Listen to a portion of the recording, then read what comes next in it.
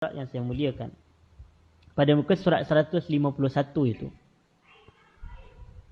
Nabi SAW bersabda, "Idza abiqal 'abdu lam tuqbal lahu salah." Apabila seorang hamba itu melarikan diri daripada tuannya, maka salatnya tidak akan diterima. Salatnya tidak akan diterima.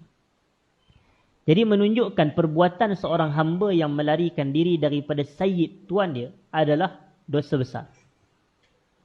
Masakan tidak dosa besar kalau dia buat tu salat tak diterima. Tuan-tuan bayang. Salat tidak diterima. Jadi tuan-tuan di sini ada satu noktah yang penting.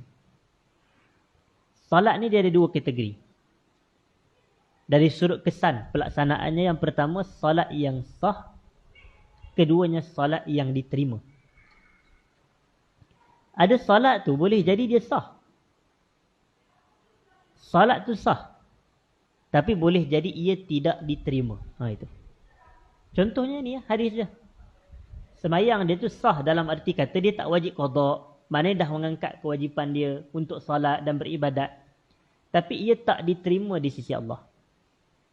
Dia sama konsepnya macam kita puasa. Puasa ni kan ada kategori puasa yang sah bila menepati syarat dan menepati rukun.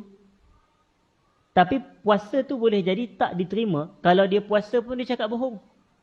Kalau dia puasa pun dia menipu. Kalau dia puasa dia tak semayang. Kalau dia puasa tapi dia tak menutup aurat. Puasa dia sah. Tidak membatalkan puasa. Kalau orang tu dia puasa, kemudian dia menipu orang, puasa dia batal ke tak? Puasa dia tak batal. Kalau ada orang tu puasa, kemudian dia cakap bohong ataupun dia mendedahkan aurat dia di khalayak, maka kita kata puasa dia sah. Tapi soal terima tak diterima di sisi Allah tu, kecenderungan yang lebih kuat adalah tidak diterima sebenarnya di sisi Allah.